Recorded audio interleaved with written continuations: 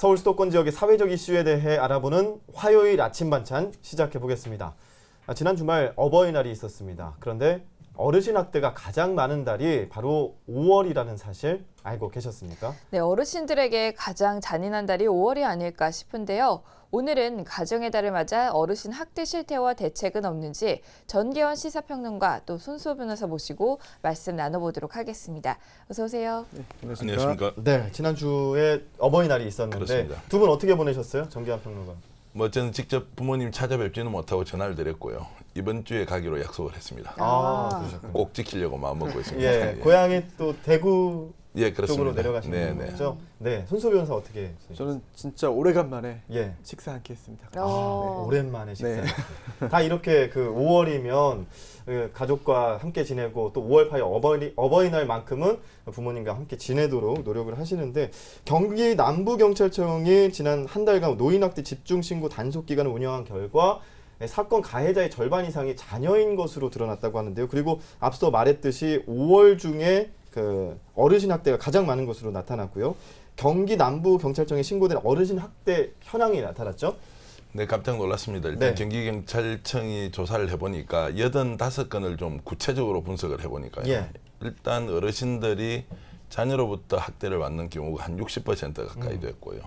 또 배우자로부터 학대를 받거나 이웃 주민, 심지어는 손자로부터 학대를 받고 있는 노인도 있다. 이것이 네. 이제 신고 또는 그 이제 적발을 한 건이고 일부는 이제 직접 수사에 나서기도 하고 또 필요한 분들은 이제 그 노인 요양시설 쪽으로 이제 그 인계를 해서 처리를 했는데요. 예.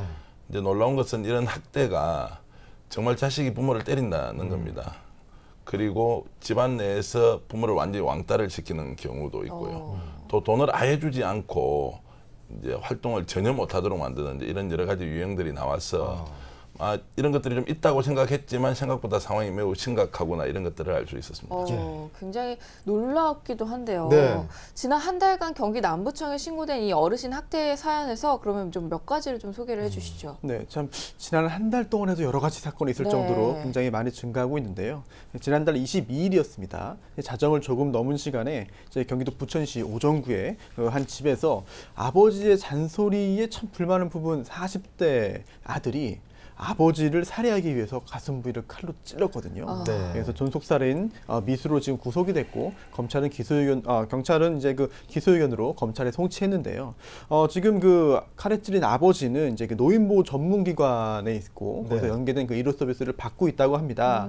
그리고 또 이제 그 부천시에서는 부천시와 경찰은 이 아버지의 그 이사도 해야 되니까 예. 그 비용에 관련된 협의를 하고 있다고 알려져 있는데요. 안타까운 소식이고요. 네. 또 하나가 있습니다. 이제 지난달 13일이었는데요. 이제 경기도 안산이었습니다. 평소에 이제 그 음주를 좀 많이 하고 또 우울증이 있었던 그 딸이 어머니를 폭행했는데요. 딸이 50대고 어머니는 이제 80을 바로 코앞에 둔 그런 나이였습니다. 예. 이제 경찰이 신고했는데 더 안타까운 게, 더 가슴이 아픈 게 어머니가 자신을 폭행하는 그런 딸에 대해서 처벌을 원치 않는다. 그렇겠죠. 나는 네. 딸이 처벌받는 걸 원치 않는다라고 이야기를 해가지고 예. 형사처벌은 받지 않고 이제 딸은 이제 그 음주벽을 고치고 또 우울증을 치료받을 수 있도록 지금 현재 그 관리센터로 지금 옮겨진 상태라고 합니다. 네. 그리고 어머니도 역시 그 노인보호 전문기관에서 사후 보호 조치를 받고 있는데요. 예. 이게 법적으로 학대냐, 학대죄냐 여부는 약간 좀 논란이 있을 수 있겠습니다만 일단 그 사회적인 의미에서의 그런 학대가 분명히 굉장히 많이 이루어지고 있는 것 같아서 굉장히 안타깝습니다. 네. 가해자가 아들, 딸이라는 사실 참 충격적일 수밖에 없는데요. 경기 남부청에 지금 사례를 가지고만 나타나서 뭐 그렇게 저희가 전해드리고는 있지만 전국적으로 이런 식의 실태가 있다라는 게 참 충격적이고 지금 뭐 통계를 보니까 자녀가 57%의 그 학대 가해자를 차지하고 있어요. 그러니까 학대 가해 건수 중 10건 중에 한 6건 정도는 자녀인 건데 왜 이렇다고 보세요? 일단 뭐 노인이 자신이 경제적 능력이 없거나 또는 그 병마에 시달리고 있다면 네. 혼자 살거나 아니면 뭐 자식과 함께 살 수밖에 없는 것 아닙니까? 그러다 보니까 이제 자식이 경제적 능력이 떨어지거나 또는 우리가 이제 정상 가정에서 볼 수 없는 비정상 가정의 알코올 중독 상태나 네. 또 여러 가지 가정 불화를 겪고 있는 그런 가정에서 보면 부모를 모시고 살고 부모가 골칫거리라고 생각하는 순간 네. 그때부터는 이제 부모에게 어떤 식으로든 폭력을 가하는데 신체적 폭력도 있지만 아까 말씀드렸듯이 정신적 폭력도 있고 정서적 폭력도 있고 경제적 이제 폭력도 있다. 이제 이런 것들이 여러 형태로 나타나는데 이런 부분에 대해서 사전에 예방 교육도 잘 모르고 막상 일어났을 때 부모가 자식으로부터 폭력을 당한 것이니 바깥으로 알릴 수도 없고 그러다 보니까 안으로 골마들면서 이 상황이 점점점 심각해지고 네. 과거에는 이거는 정말 특별한 가정에서만 일어나는 것이라고 생각했는데 이것이 점점점 이제 그 사회적 문제로 확대되는 양상을 보이고 네. 그 숫자도 급증하고 있는 상태다. 이런 심각성을 알 수 있겠습니다. 네, 급증하고 있다고 하셨는데 경기도에 지난 4월 한 달간의 신고 접수된 어르신 학대 실태를 살펴봤다면 해마다 그럼 어르신들의 학대가 계속 증가하고 있다는 얘기잖아요. 어떤가요? 네, 그렇습니다. 보건복지부에서 이제 그 매해 노인 학대 신고 건수에 대한 통계를 내는데요. 이제 그동안 2010년도 이후부터의 그런 통계 자료를 좀 보면은 변화 추이를 좀 이제 파악할 수 있을 것 같습니다. 이제 2010년도에 신고된 건수가 이제 7,503건이었는데요. 그 후에 이제 2011년에도 8,000건을 넘었고, 그 다음에는 9,000건을 넘었고, 2013년도에는 처음으로 10,000건을 넘었습니다. 네. 그리고 2014년에는 또 다시 증가했는데요. 예. 이렇게 그 노인 학대 신고 건수가 매년 증가하는 것을 볼 때 앞으로도 좀 노인 학대가 좀 더 이제 그 증가할 것으로 굉장히 우려가 되고요. 또한 또 이렇게 학대 신고 건수만 증가하는 것이 아니라 네. 실제로 노인 학대가 발생하는 것들은 실제 이런 신고된 것들보다 훨씬 더 많을 수가 있거든요. 따라서 신고되지 않은 학대 건수가 훨씬 더 많지 않겠느냐 예. 이런 짐작과 우려를 같이 할 수밖에 없을 것 같습니다. 네. 해마다 증가하는 건수 중에 뭐 좋은 것들은 항상 좋은데 이렇게 좀 학대 건수가 늘고 있다라는 거는 좀 안타까운 얘기거든요. 어떻게 그렇습니다. 보세요? 이제 일단 두 가지 측면으로 봐야 할 예. 것 같습니다. 통계적으로 보면 어쨌든 우리 사회의 어르신 인구가 급증하고 있고요. 급증하고 있기 때문에 이 노인이 경제 활동 능력을 가지지 못하면 국가가 보호하거나 아니면 가족들이 보호해야 하는데 예. 이것이 통계적으로 이제 급증하고 있다는 것이고요. 두 번째는 우리 사회의 안전망이 무너져 있고 개인 가정들이 안고 있는 경제적 어려움들이 실제로 가족 내에서 노인 문제를 해결하기 어렵다는 구조적인 문제. 여기에서 특별히 자식이 예의 범절이 좋거나 겸손하거나 아니면 정말 희생정신을 가지고 있으면 모르지만 예. 그런 또 정서적인 역량을 갖고 있지 않는 가정에서 부모를 모신다는 것은 결국 돈의 문제로 직결되기 때문에 이런 문제가 이제 점점 심각해지고 있다. 그래서 네. 이것을 빨리 우리 사회의 문제로 끌어내 놓고 예. 통계적으로 늘어나고 경제 능력 때문에 부양할 수 없는 이런 현실적인 가정들이 늘어나고 있다면 예. 좀 더 공론의장에서 이 문제를 어떻게 풀어갈 것인지 좀 심각하게 논의할 필요는 있다. 이런 말씀을 드릴 수 있겠습니다. 네. 이 어르신들이 또 자녀들한테 학대를 받다 보니까 이걸 신고를 안 하는 경우가 훨씬 더 많을 것 같아요. 근데 또 신고를 하더라도 처벌을 또 원치 않잖아요. 아까도 사례에서도 얘기가 나왔었는데 실제로 그러면 부모를 학대해서 처벌을 받은 사례도 있는 건가요? 그런 사례도 존재는 합니다. 그런데 일단 그 이 학대라는 것의 개념을 좀 파악할 필요가 있겠는데요. 네. 이제 그 자녀가 부모에게 뭐 불효를 하거나 아니면 자녀가 부모에게 뭐 그래서는 안 되겠습니다만 폭행 또는 상해를 가하거나 뭐 모욕을 했다라고 네. 해서 무조건 다 학대죄는 아니에요. 학대라는 아. 개념은 일단 그런 그 단순한 그런 그 범죄의 수준을 넘어서 네. 일정한 기간 동안 굉장히 높은 수준의 그런 그 행위를 해야만 학대죄가 되는데요. 아. 그럼에도 불구하고 실제로 학대죄로 처벌받은 사례들은 찾아볼 수 있습니다. 예. 그런데 그 수준 처벌 수위가 높지는 않아요. 일단은 법정형은 굉장히 좀 무섭게 돼 있습니다. 예. 왜냐하면 네. 학대죄가 이제 그 자기 또는 그 자신의 감독을 받는 자에 대해서 이제 학대를 했을 경우에 처벌하는 건데요. 예. 법정형이 2년 이하의 징역 또는 500만 원 이하의 벌금이에요. 어. 그리고 또 이제 그 자기의 그 직계 존속, 뭐 부모나 뭐 조부모 등등에 대해서 학대했을 경우에는 가중처벌 받는데요. 예. 네. 이런 존속 학대죄의 경우에는 5년 이하의 징역 또는 700만 원 이하의 벌금입니다. 네. 이처럼 징역형까지 가능합니다만 실제로 이런 그 학대를 해가지고 뭐 징역형을 받거나 아주 높은 수위의 처벌을 받는 경우가 많지는 않고요. 아. 하지만 지금처럼 노인에 대한 학대 그리고 자신의 그런 부모, 조부모에 대한 학대가 계속 증가하고 사회적인 문제가 더욱 더 심화된다면 예. 실질적인 처벌 수위를 좀 올려서 경각심을 주는 것도 뭐 하나의 해결 방법이 아닐까라는 생각도 듭니다. 네. 이게 학대가 그러면 지속적으로 발생해야 되는 거니까 일반적인 폭행보다 훨씬 더 잔인한 수법인 거잖아요. 물론 그렇습니다. 예. 이제 그 폭행이라는 것은 한 순간도 예. 발생할 수 있습니다만 학대라는 거는 일정 시간 동안 지속이 되어야만 학대죄가 성립하기 때문에 훨씬 더 법정형도 무겁고 또한 또 죄질도 나쁘다고 볼 수 있겠고요. 또 하나의 큰 차이점이 조금 전에 사례 소개해드린 거는 학대가 아니라 폭행이었기 때문에 그렇죠. 이제 폭행 피해자인 부모가 폭행 가해자인 그런 그 자식에 대해서 나는 처벌을 원하지 않는다라고 한다면은 폭행죄는 반의사 불벌죄라고 그래가지고 피해자가 처벌을 원치 않습니다 하면은 누구도 처벌을 할 수가 없습니다. 그러네요. 그런데 학대죄는 그렇지 않거든요. 그런 점에서 굉장히 큰 차이가 있는 거죠. 네.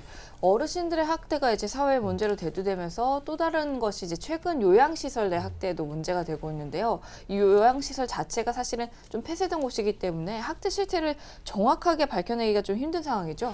일단 보건복지부가 2014년도에 요양시설의 이제 학대 사례를 보니까 한 246건 정도가 나왔는데요. 네. 그것은 이제 통계적으로 나왔다는 거죠. 실제로 보이지 않는 것은 매우 많을 것이라고 이제 그렇죠. 생각이 되는데, 일단 노인들이 요양시설로 간다는 것은 사실상 가족들의 보호 밖으로 나간다는 것이고, 네.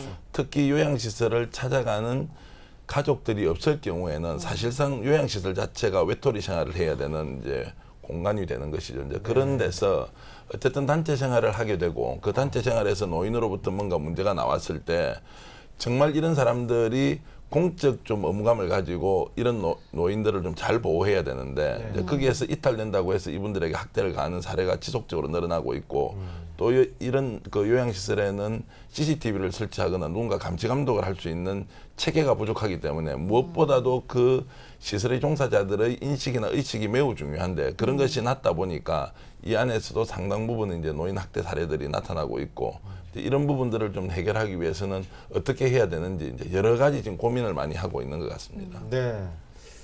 자, 뭐 제도적으로도 접근해 볼 필요가 있는데요. 20대 총선에서 노년층 유권자를 위해서 대표적으로 법안이 하나 나왔습니다. 그 이름이 불효자 방지법입니다. 이 불효자 방지법은 증여를 통해서 자녀에게 물려준 재산을 다시 돌려받을 수 있도록 하는 내용이 핵심인데요. 이런 법안 실제로 어르신 학대 막을 수 있을까요? 이 불효자 방지법이 이제 그 내용 자체가 네. 각 당이 구상하는 게 좀 다르기 때문에 차이가 있죠. 네. 그리고 또 실제로 법안이 지금 만들어진 게 아니기 때문에 내용 파악은 약간 좀 어렵습니다. 그런데 지금 이제 언급하신 대로 네. 실제로 그 일단 증여를 그 부모가 자식에게 그 재산을 증여했다가 그런데 재산만 받고 효도를 안 하고 네. 재산만 받고 봉양을 안 하고 부양을 안 하면 다시 돌려받을 수 있게 만들자라는 그런 법으로 지금 생각이 되는데요. 네. 사실 이게 지금도 규정이 있습니다. 예, 지난해도 지금, 한번 그렇게 부동산 몰수를 네네. 한 적이 있었잖아요. 그렇습니다. 실제로 예. 민법에 다 규정이 있기 때문에 민법에 있는 그런 그 조항들만 가지고도 할 수가 있는데요. 네. 하지만 이렇게 하려면은 부모가 재산을 증여하면서 부담부 증여, 즉 나를 부양하고 봉양하는 조건으로 이거 증여하는 거다라는 것을 남겨놓고 나중에 재판으로 가서 증거로 써야 되는데요. 예. 그렇기 위해서는 그런 그 부담부 증여라는 계약서를 써놔야 돼요. 그런데 사실상 부모가 자녀에게 재산을 증여하면서 계약서를 쓰는 경우는 사실 많지 않거든요. 네. 그러다 보니까 그런 증명을 좀 손쉽게 하기 위한 그런 취지가 있는 것으로 보이고요. 예. 일단은 이번에 뭐 법안이 발의되거나 19대 국회에서 통과될 것은 사실 뭐 난망한 것 같습니다. 네. 절차를 아무 뭐 할 수가 없기 때문에 이제는 네. 더 이상 기간적으로 볼 때 따라서 20대 국회에서 이제 공약으로 낸 건 것이기 때문에 각 정당들이 어떤 노력을 할지는 지켜봐야 될 것 같은데요. 이러한 그 공약이 나오고 이러한 시도가 나오고 또한 또 노년층 유권자들에게 굉장히 이런 소구력을 갖는다는 이런 현실 자체가 네. 굉장히 안타까운 슬픈 상황이라고 할 수 그렇죠. 있겠죠. 그러게요. 효도라는 것이 도덕적 문제로만 생각이 들었는데 이제 법적인 문제로까지 가고 있어요. 어떻게 보세요? 뭐 과거에는 이제 도덕적인 문제만 있었던 건 아니고 경제적 문제가 섞여 있었는데 예. 그것이 이제 보이지 않았던 것이고요. 지금은 경제적 문제가 이제 워낙 크게 드러나니까 이게 정말 돈 문제다 이렇게 이제 가는 것 같은데요. 저는 우리 텔레비전을 보고 계시는 시청자 여러분께서 혹시 재산을 갖고 계시면 자식들한테 절대 주지 마라. 이 말씀을 저는 드리고 싶습니다. 예. 부모 마음으로 자식이 뭔가를 해주면 자식이 잘해줄 것 같지만 지금은 우리 사회의 여러 가지 여건으로 봤을 때 부모가 지금 현재 갖고 있는 자신의 경제력을 지키지 않으면 네. 보호받을 수가 없다는 것을 명확하게 인식하시고 네. 두 번째는 그렇게 자식한테 뭔가를 남겨줬을 때 정말 그것으로 인해서 자식이 성공할 수 있느냐, 그것도 확률적으로 매우 떨어집니다. 성인이 된 자식은 자기 인생 자기가 죽든 살든 살아야 하지 부모의 경제력에 의존한다거나 또는 부모가 그것이 아쉬워서 죽고 나는 순간부터 문제가 생기기 때문에 불효자 방지법이 있어서 나중에 재산을 찾아오는 것이 아니라 네. 이거 자체를 애시당초 만들지 않는다는 생각으로 자기 재산 반드시 지켜야 한다. 문제는 이제 재산이 없는 사람이 어떻게 하느냐. 네. 그러면 건강해지는 수밖에 없습니다. 건강해 사셔야 되고요. 예. 그러면 우리 사회에서 보호할 수 있는 국가적 지원들이 있기 때문에 재산이 있는 분들은 자식한테 주지 마시고 재산이 없지만 뭔가를 해야 되는 분은 자기 건강 확실히 지킨다. 이것으로 당사자가 당사자 문제를 먼저 해결을 하고 그 다음에 우리 사회에서 이 문제를 어떻게 다루어가면서 문제가 생겼을 때 좀 도움을 줄 것이냐 이런 쪽으로 가야 되기 때문에 예. 부모님의 하여튼 인식이 매우 중요하다 이런 말씀을 강조드리고 싶습니다. 네. 첫 번째 재산을 지키고 두 번째 건강을 지키라는 그렇죠. 아주 중요한 말씀을 해주셨어요.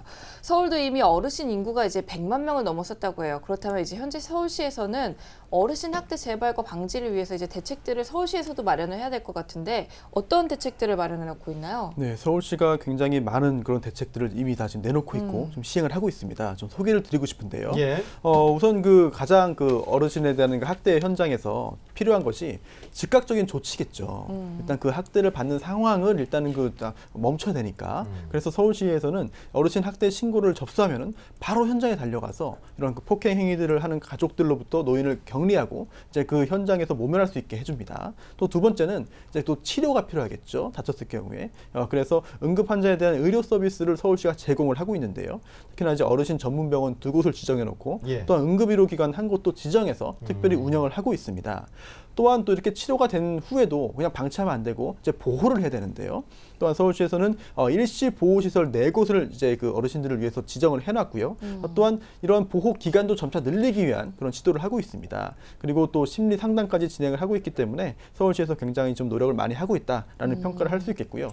또한 시립병원이 이제 3곳 있는데 그 3곳의 시립병원은 노인의료기관으로 지정을 했기 때문에 비용 전액을 서울시가 부담을 하고 있습니다. 네. 그리고 이러한 그 제도나 이런 그 지원을 모르는 분들이 많이 계십니다. 그렇죠. 그래서 안내를 할 수 있고 또한 노인 학대 관련 신고를 받고 이제 전문 상담까지 가능한 그 시스템을 운영하고 있는데요. 네. 이제 전화가 있습니다. 이제 1577-1389, 1577-1389로 전화하시면은 이러한 안내를 자세히 받을 수 있고요. 예. 또 24시간 운영 중이니까 뭐 그러서는 안 되겠습니다만 혹시라도 주변에 이런 일이 있거나 본인이 이런 일을 당하셨을 경우에는 적극적으로 활용하시는 것이 좋을 것 같습니다. 예.